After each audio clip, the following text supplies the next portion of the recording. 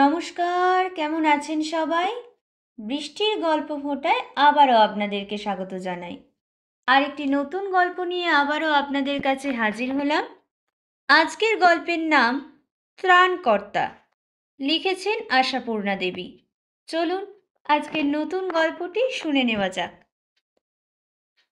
মানুষের প্রতি বিশ্বাস রাখতে চেষ্টা কর দেবু।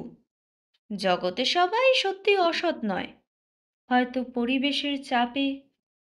সত্যব্রত তাঁর স্বভাবগত ভারী আর খাদেনামা গলায় বললেন, আমি বলছি ছেলেটা জাত অপরাধী নয়, পরিবেশের চাপেই। সত্যব্রতর গলার স্বর যেমন গভীর গম্ভীর, পুত্র দেবব্রতর গলার স্বর তেমনই হালকা আর চড়া। দেবব্রত অনেকটাই তার মার মতো। মায়ের ছেলে দুজনেই সত্যব্রতকে মিনমিনে এবং ভাব বিলেসী বলে অভিহিত করে থাকে। অতএব এখন বাপের এই মানবিকতায় আশাবাদী বাক্যটি দেবব্রতর কাছে অমৃতং বালভাসিতংয়ের মতোই মনে হলো এবং নিজস্ব স্বাভাবিক চড়া গলাকে আরেকটু চড়িয়ে বলে উঠল দেবব্রত, আপনার ওই সত্যযুগ মার্কা মহৎ চিন্তা টিন্তা এ যুগে অচল বাবা। পাজিটাকে থানায় জমা দিয়ে তবে আমার কাজ। বিশ্বাস, মানুষের প্রতি বিশ্বাস রাখবার চেষ্টা করতে হবে। কোথায় আছেন আপনি এখনো? কোন স্বর্গীয় স্বপ্নলোকে বাস করছেন? সত্যব্রত একটু হাসলেন, বললেন, হয়তো মূর্খের স্বর্গেই। তবু স্বর্গসুখটা তো লাভের খাতায় জমা পড়ছে। অগাধ অনন্ত নরকের থেকে এমন কি খারাপ? দেবব্রত আরো চড়ল, বলে উঠল, আমি বলি খুব খারাপ। একটা মিথ্যা রঙের রঙিন চশমা পরে সংসারটাকে দেখে সন্তোষ পাওয়া শুধু বোকামিই নয়, মিথ্যাচারও। আপনি কি বলতে চান আজকের পৃথিবীতে আপনি সব মানুষকে বিশ্বাস করেন? সত্যব্রত আবারও হাসলেন, বললেন, করি এমন কথা বলতে পারবো না, তবে বিশ্বাস করার বিশ্বাস রাখার চেষ্টা করি। অবশ্য আজকের কেসে চেষ্টা করে নয়, আমি সত্যিই বিশ্বাস করছি ছেলেটা জাত অপরাধী নয়। দেবব্রতর গলার স্বরে ব্যঙ্গের আভাস ফুটে উঠল। দেবব্রতর ঠোঁটের কোণটা একটু কুঁচকে গেল। দেবব্রত বলে উঠল, যদিও ছেলেটা পাকা চোরদের মতোই রেন ওয়াটার পাইপে ছাতে উঠে বাড়ির মধ্যে এসে ঢুকেছে। আহা, সে তো দেখাই যাচ্ছে, কিন্তু কথাটা কি হচ্ছে সেটা আর বলে উঠতে পারলেন না সত্যব্রত। রান্নাঘরের দিক থেকে চলে এসেছেন নীহারকণা। পিতা পুত্রের বাক্যালাপের কিছুটা তার কানে ঢুকেছে, তাই এই রঙ্গমঞ্চে আবির্ভাব। নীহারকণার হাতে একটা ভিজে গামছা, সেটাকে ঝাড়তে ঝাড়তেই চলে এসেছেন এবং সেটাকে অহেতুকই ঝাড়তে ঝাড়তে বলে ওঠেন, কি কথা হচ্ছে রে দেবু? ওই লক্ষ্মী ছাড়া ছোঁড়াটাকে পুলিশে না দিয়ে ছেড়ে দিতে হবে? দেবব্রত ব্যঙ্গ আর ক্ষোভের গলায় বলে ওঠে, ছেড়ে দিতে হলেও তো ছিল ভালো, ওকে বাড়িতে রাখতে হবে, মহৎ ব্যবহারের দ্বারা ওকে সংশোধন করা হবে। নীহারকণা চেঁচিয়ে বলে ওঠেন, তাই তুই শুনবি? লোকটার মাথাটা যে একেবারে খারাপ হয়ে গেছে তা টের পাচ্ছিস না? রাখ ওর কথা, এই দ্বন্দ্বে মিটকেটাকে থানায় জমা দিয়ে আয়। কে বলতে পারে ওর সূত্র ধরেই একটা বড় গ্যাং ধরা পড়ে যাবে কিনা। নে, চা খেয়েই বেরিয়ে পড় সন্তোষকে নিয়ে। হাতের বাঁধন খোলার আগে একবার দেখে নিস পকেটে ছুরি আছে কিনা। সত্যব্রত চমকে উঠে বললেন, হাত বেঁধে রাখা হয়েছে নাকি? নীহারকণা জোর গলায় বললেন, তা হবে না? হাত খোলা থাকলে কি না কি করতে পারে, ঠিক আছে? সত্যব্রতর খাদে নামা গলা থেকে একটা কথা উঠে এলো, ঘরের দরজায় বাইরে থেকে তালা দেওয়া হয়েছিল কেন? তা তো ছিল, বলি তালা খোলা মাত্র যদি ছুরি নিয়ে ঝাঁপিয়ে পড়ে। সাপকে বিশ্বাস করতে আছে? দেবু যা, বৌমা চা নিয়ে বসে আছে, খেয়ে নিয়েই ওই পাপকে বিদায় করে আয়। নীহারকণা যত সহজে বলতে পারলেন, লোকটার মাথা খারাপ হয়ে গেছে ওর কথা ছাড়। দেবব্রত অবশ্য তত সহজে সে সিদ্ধান্ত নিতে পারছে না। স্ত্রী যত সহজে দাপুটে কথা বলতে পারে, পুত্র তা পারে না, কারণ একজনের হতমান্য হলেও অপমান নেই, অপরজনের এতটুকু এদিক ওদিকেই অপমান। বিশেষ করে বিবাহিত পুত্রের। তাই দেবব্রত মায়ের এই জোরাল নির্দেশের পরও বাঁকা গলায় বলল, বাড়ির কর্তার হুকুম না পেলে তো আর যাওয়া সম্ভব নয়, বলে চলে গেল। বোধহয় চা নিয়ে অপেক্ষা তার উদ্দেশ্যে। ব্যাপারটা জটিল। গতকাল রাত্রিরে, প্রায় মাঝরাত্রিরে, এক ঘুম থেকে উঠে নিহার করার মনে হলে জানলা দিয়ে যেন আসন্ন বৃষ্টির মতো জ্বলো জ্বলো হাওয়া আসছে।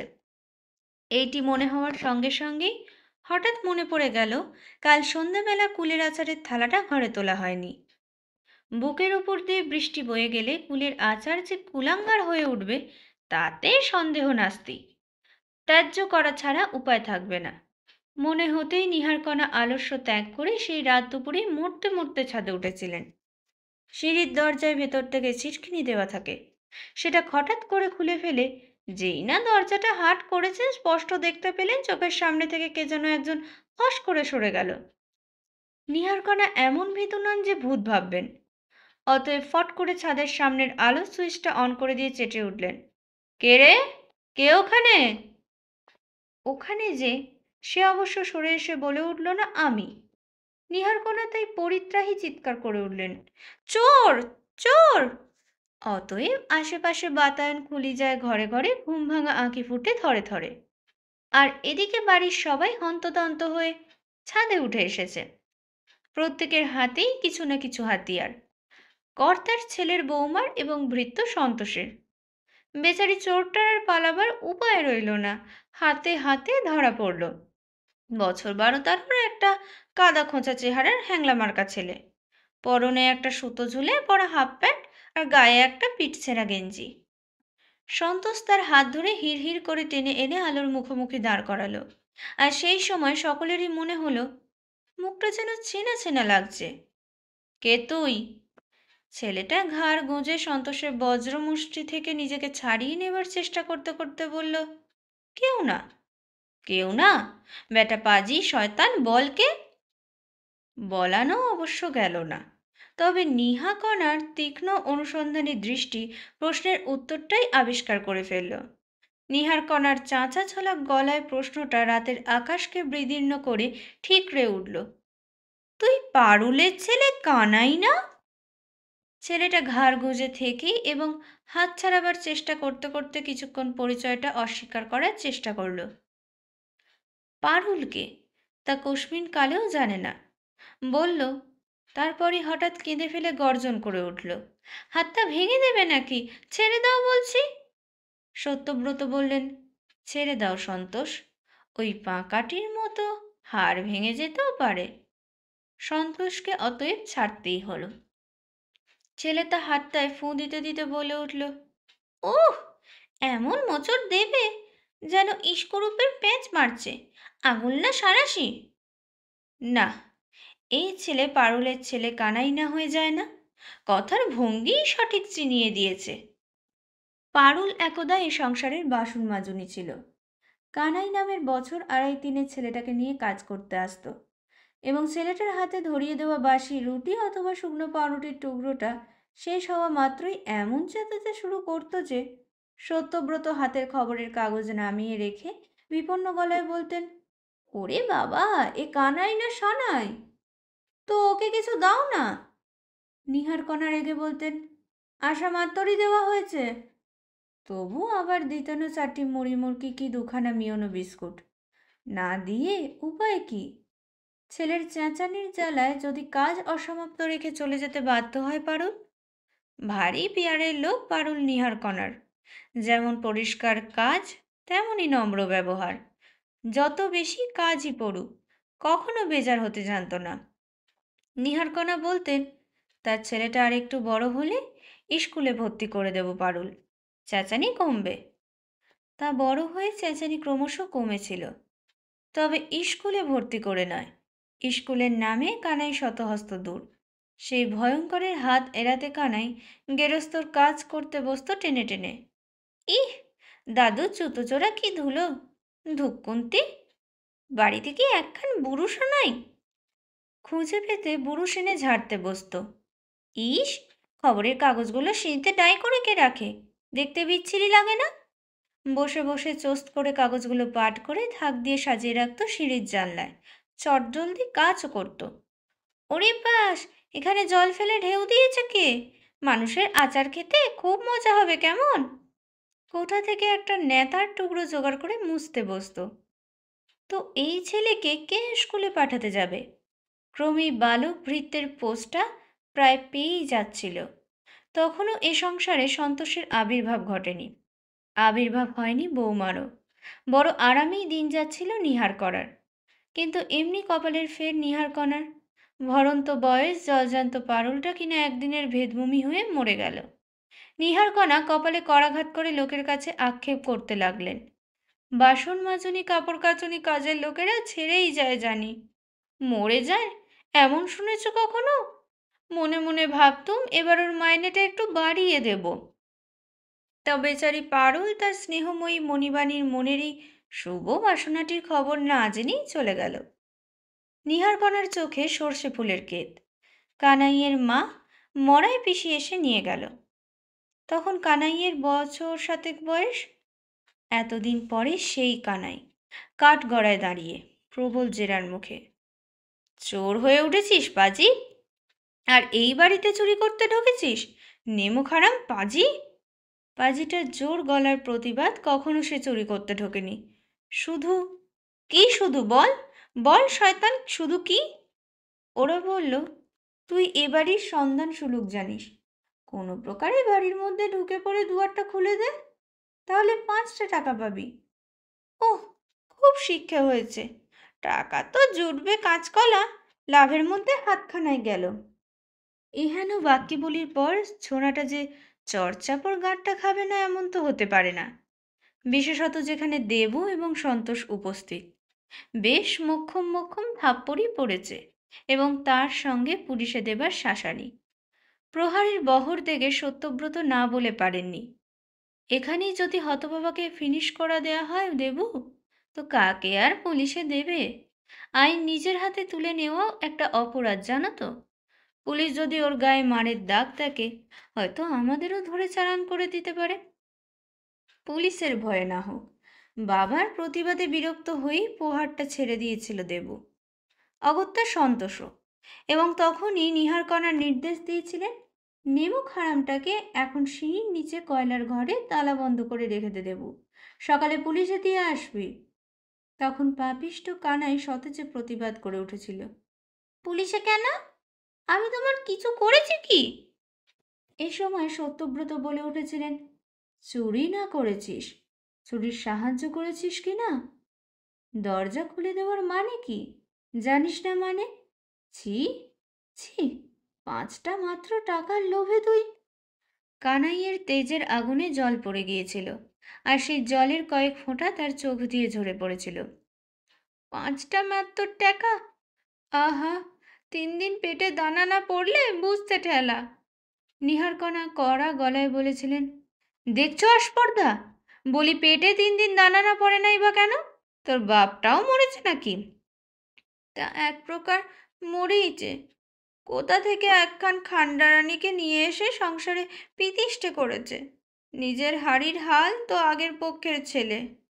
ও, কথার জাহাজ! বলি বয়স তো হয়েছে, কাজকর্ম করিস না কিছু? কানাই অবজ্ঞা ভরে বলেছিল, ওহ, কাজ!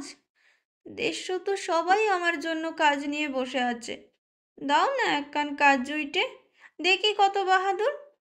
এই বাচালতা আর যার হোক নিহারকণার বৌমার সহ্য হয় না। সেই জটলাকে উদ্দেশ্য করে অথবা আত্মগতভাবেই বলে ওঠে, সারা রাত ধরেই এই মুক্তাঙ্গন নাটক চলবে নাকি? আমার আর ধৈর্য নেই বাবা, শুতে যাচ্ছি, বলে হাই তুলে নেমে যায়। পরক্ষণেই নাটকে জবনিকা পড়ে যায়। দেবু সন্তোষের সাহায্যে তড়িঘড়ি ছেলেটাকে সিঁড়ির তলার সেই ঘরটায় ঢুকিয়ে দিয়ে তালা বন্ধ করে দিয়ে আসে, যে ঘরটা একদা কয়লা ঢালা থাকতো বলে এখন কয়লার ঘর নামেই চিহ্নিত। ঘরটা এখন আছে কি? কি নেই? কয়লা বাদে সবই আছে, অর্থাৎ সংসারের যাবতীয় ফালতু মাল, যেসব জিনিস কোনো কালেও কাজে লাগবে না, অথচ কোনো কালেও প্রাণে ধরে ফেলা হবে না। তবে ঘরটায় সব থেকে যেটা বেশি আছে সে হচ্ছে আরশোলা। সত্যব্রত একবার ক্ষীণ স্বরে বলেছিলেন, আসলে রাতারাতি সাবার করে ফেলবে না তো ছেলেটাকে? দেবব্রত বলেছিলে। তবে না হয় আপনার ঘরেই নিয়ে গিয়ে শুতে দিন। বেহায়া সত্যব্রত এরপরও অধিকতর ক্ষীণ স্বরে অবশ্য নীহারকণার কাছে আর্জি করেছিলেন। 3 দিন খায়নি নাকি বলছিল? ঘরে কিছু নেই ঠিক? নীহারকণা ভস্য করার দৃষ্টিতে তাকিয়ে বলেছিলেন, কি? ওকে এখন পিঁড়ি পেতে বসিয়ে খাওয়াতে হবে? বলিহারি যাই, 3 দিন খায়নি সেই কথা বিশ্বাস করলে তুমি? খলের ছলের অভাব আছে। এটাই হচ্ছে গতরাত্রির ইতিহাস। আর সকালের ইতিহাস এই: সত্যব্রত তার পুত্রের কাছে ইচ্ছা প্রকাশ করেছেন কানাইকে থানা পুলিশ না করে পূর্বকালের মতো 5 ফরমাসের কাজই লাগিয়ে দেওয়া হোক। দেবব্রতর চড়া গলার নিরীহ উক্তি। কি দেখবেন, কোনো একদিন ওর সেই গ্যাংকে ডেকে এনে বাড়িসুদ্ধ খতম করে দিল কি না। আর সন্তোষ ঝেড়ে জবাব দিল, ওটাকে রাখলে আমায় ছাড়তে হবে দাদাবাবু, শেষে ওর অপকর্মে চোরের দায়ে পড়ে মরব। তথাপি হাড়বিহীন সত্যব্রত বলে উঠছেন, মানুষের প্রতি বিশ্বাস রাখতে চেষ্টা করো দেবু। জগতে সবাই সত্যি, অসৎ নয়। পরিবেশের চাপেই হয়তো। আরও বলেছেন, আমি বলছি ছেলেটা জাত অপরাধী নয়, ওকে একটা চান্স দিয়ে দেখাই হোক না, হয়তো একটা জীবন শুধরে উদ্ধার হয়ে যেতে পারে। নীহারকণা অবশ্য একথা পাগলের প্রলাপ বলেই উড়িয়ে দিলেন, কিন্তু দেবু ঘোষণা করে গেল বাড়ির কর্তার হুকুম না পেলে তার দ্বারা কিছু সম্ভব নয়। কিন্তু কেউ ভাবেনি এহেন মোক্ষম সময়ে সত্যব্রত এমন একটা দুঃসাহসিক কথা বলে বসবেন। কিন্তু বললেন, একটু হেসে বললেন, বাড়ির কর্তা, এই বদনামের দায়ভারটা যখন বইতেই হচ্ছে, তখন একবার না হয় সেই ভারের কিছুটা উসুল হোক। অর্থাৎ তার মানে? তার মানে কানাই এ বাড়িতেই থাকুক। ও, কিন্তু এরপর যদি যদি তেমন কোনো ঝামেলায় পড়তে হয় তোমাদের, তো চোর গুন্ডার সহায়ক বলে আমাকে ওর সঙ্গে থানায় চালান দিও। নীহারকণা অনুভব করলেন হঠাৎ ইস্পাতের দরজার সামনে এসে দাঁড়িয়ে পড়তে হয়েছে তাকে। অতএব আর কিছু করার নেই, একমাত্র দর্পহারির কাছে আপ্রাণ প্রার্থনা করা ছাড়া। কানাই রয়ে গেল। তাকে পড়বার জন্যে জোগাড়যন্ত্র করে কিছু দিতেও হলো, এবং সকলের আগে তাকে পেট ভরে চা পাউরুটি খাওয়ানো হলো। হাড় গিলে মুখটায় পরিতৃপ্তির ছাপটা হলো দেখবার মতো। পরাজিতা নীহারকণা দর্পহারিকে কাতর প্রার্থনা জানালেও সন্তোষকে নির্দেশ দিলেন, তুই একটু চোখে চোখে রাখবি। সন্তোষ উদাসীন গলায় বলল, আমি আর কি চোখে চোখে রাখবো? যা দেখছি ও তো বাবুর চোখের মনি হয়ে উঠবে। যা কানাই কানাই রব চলছে। আর বললে বিশ্বাস হবে না, কানাই রীতিমতো অভিযোগের ভঙ্গিতে বলল, আমার খাবার সেই কলাই থালাটা কই? ফেলে দিয়েছ? কি কামড়েতে ছিল সেটা তোমায় দিদমা? নাও, এখন আবার অন্য থালা খুঁজে মরো। একখান ফাটাছাটা কলাই থালা, ওই তোমার কয়লার ঘরের মধ্যে রাখলেই হতো। শুধু শুধু কাজ বাড়া। এই হচ্ছে কানাইয়ের বাকভঙ্গি। সত্যব্রত নামের এক আত্মস্থ পৌর ব্যক্তি কি ওর ওই বেপরোয়া বাকভঙ্গিতেই আকৃষ্ট হয়ে মরছেন, নাকি এ তার একটা পরীক্ষা নিরীক্ষার উপাদান? তবু তাই বলে এত তাড়াতাড়ি পরীক্ষায় নেমে পড়াটা কি বেশি দুঃসাহস নয়? এখন তো নীহারকণা তার দর্পহারির ক্যাপাসিটি দেখে উল্লসিত হচ্ছেন। ছেলে বউ আড়ালে হাসাহাসি করছে, এবং সন্তোষ নামক পাজি ছেলেটা সামনেই দাঁত বার করে বলছে, কচি শশা খেতে এখন আপনাকে অনেক অপেক্ষা করতে হবে মেসোমশাই। আপনার সাধের নাতি গেরামে গিয়ে শশা গাছ লাগাবে, জল সেচবে, গাছ বাড়িয়ে মাচা বাঁধবে, তারপর গিয়ে কচি কচি শশা এনে আপনাকে খাওয়াবে। হ্যাঁ, ব্যাপারটা ওই কচি শশা নিয়ে। 3-4 দিন না যেতেই সত্যব্রত কানাইকে ডেকে জিজ্ঞেস করেছিলেন, শশা চিনিস কানাই? কচি কি পাকা বুঝতে পারিস? ও মা, শোনো কথা, চিনব না আবার কেন? ফুল কচি হলে দুধে রং নখ ফোটালেই বিঁধে যাবে, আর বুড়ো পাকা হলে। আচ্ছা আচ্ছা, ঠিক আছে, বুঝেছি চিনিস। তো যাদবপুর বাজারটা চিনিস তো? শোনো কথা, ওইখানেই বলে বলতে গেলে জম্মকম্ম। বেশ, দেরি করবি না তো? মোটে না, যাব আর আসবো। দাও, টাকা দাও। সত্যব্রতর উৎফুল্ল মুখের দিকে একবার তাকিয়ে দেখে একখানা 20 টাকার নোট এগিয়ে দিয়েছিলেন। কানাই একটু থমকে বলেছিল, উরি বাস, এ যে অনেক টাকা! এত শশা কে খাবে দাদু? দূর বোকা, সব টাকারই আনবি নাকি? 5 টাকার নিবি তো হিসেব মিলিয়ে বাকি টাকাটা ফেরত আনতে পারবি তো? কেন পারবনি? শশা কিনে নিয়ে অগ্রে বাঁ হাতে 15টা টাকা দোকানির কাছ থেকে নিয়ে তবে ডান হাতে এই নোটটা ধরে দেব। দেখিস, দোকানি তোকে ছেলে মানুষ পেয়ে ঠকাবে না তো? ইস, ঠকালেই হলো আর কি। ছুটে বেরিয়ে যাচ্ছিল, আবার ঘুরে দাঁড়ালো। দাদু, একটা শক্ত দেখে ঠোঙা দিতে পারবে? দোকানিরা যা বিচ্ছিরি ঠোঙা দেয়, মাঝপথেই হয়তো ছিঁড়ে ছড়ে যাবে। সত্যব্রত বলেছিলেন, সেরেছে, ঠোঙা আবার কোথায় পাবো আমি? তারপরে সদ্য আসা একখানা বিদেশি ম্যাগাজিনের মোটা ব্রাউন খামটা খুলে কানাইয়ের হাতে দিয়ে দিয়েছিলেন। পরক্ষণেই কানাই হাওয়া। বলা বাহুল্য, এই নাটকীয় দৃশ্যটা নীহারকণার অগোচরে থাকেনি। ওত পেতেই বসেছিলেন তিনি। ছেলেটা ছুটে বেরিয়ে যাওয়ার পর শান্ত গলায় বললেন, হঠাৎ কচি শশা খাবার এত ইচ্ছে হলো যে? সত্যব্রত হেসে বললেন, এমনি মনে হলো শশা দিয়ে মুড়ি খেলে মন্দ হয় না। তাই 5 টাকার শশা? আহা, আমি কি আর একা খাবো? সবাই খাবো। 5 টাকায় অনেক হবে নাকি? নীহারকণা অগ্রাহ্যের গলায় বলেছিলেন, সবাই খেলে এমন কিছু না, তো সন্তোষ আনতে পারতো না? পারবে না কেন? ভাবলাম ছেলেটাকে একটু তালিম দেওয়াও তো দরকার। ও, তা 5 টাকার নোট ছিল না বুঝি? হাতের কাছে ছিল না। ভালো।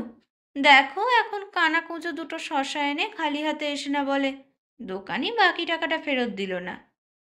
সত্যব্রতর বুকটা যে একটু দমে যায়নি তা বলা যায় না। ছেলেটা যেরকম তীর বেগে ছুটে বেরিয়ে গেল, ব্যাস, গেল তো গেলই।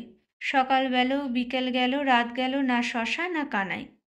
এর মধ্যে সন্তোষ বার 2-3 যাদবপুর বাজারের পুরো তল্লাটা ঘুরে এসেছে এবং আহ্লাদে ভাসতে ভাসতে বুড়ো আঙুল নাড়তে নাড়তে বলেছে, কানাইবাবু, টিকিটাও দেখলুম না মাসিমা। এই 1.5 দিন ধরে সত্যব্রত এখন সংসারের একটা হাসির খোরাক হয়ে রয়েছেন। কিন্তু সেসব গায়ে মাখছেন না সত্যব্রত। শুধু ভাবছেন, এতটা হার হলো তার? একটি নিশ্চিত বিশ্বাসের এমন শোচনীয় অপমৃত্যু ঘটল। তবে মানতেই হবে, মস্ত একটা ভুলই করেছিলেন সত্যব্রত। আশ্চর্য, সামান্য 20টা টাকার লোভে একটা নিরাপদ আশ্রয়, একটা নিশ্চিন্ত অন্যের আশ্বাস সব চলে গেল।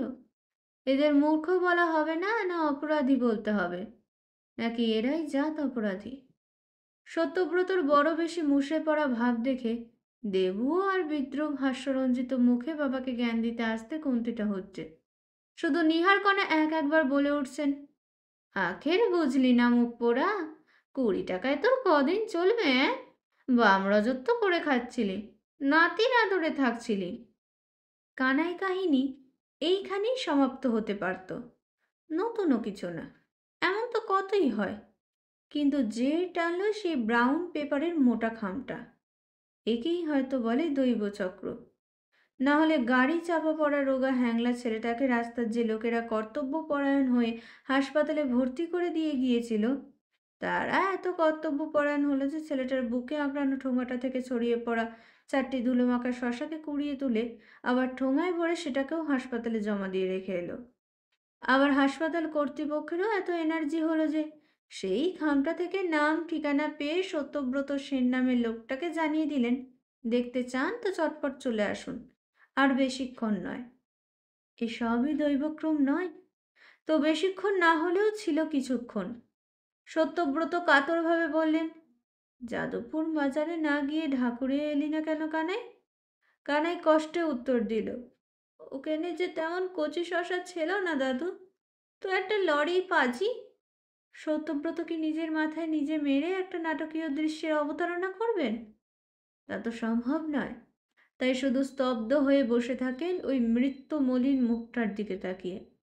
নিঃশ্বাসটা পড়ছে এখন, আর বেশিক্ষণ পড়বে না। বেদনায় বিদীর্ণ হচ্ছিলেন সত্যব্রত, তবু মুখের রেখা যেন একটি প্রশান্তির আলো। এ আলো বুঝি কৃতজ্ঞতার। ছেলেটার কাছেই হয়তো কৃতজ্ঞ হচ্ছিলেন সত্যব্রত। যে নিজে মরে সত্যব্রত নামের মানুষটিকে বাঁচিয়ে দিয়ে গেল। পৃথিবীর প্রতি বিশ্বাস হারিয়ে ফেলা সত্যব্রত আর কোথায় আশ্রয় পেতেন?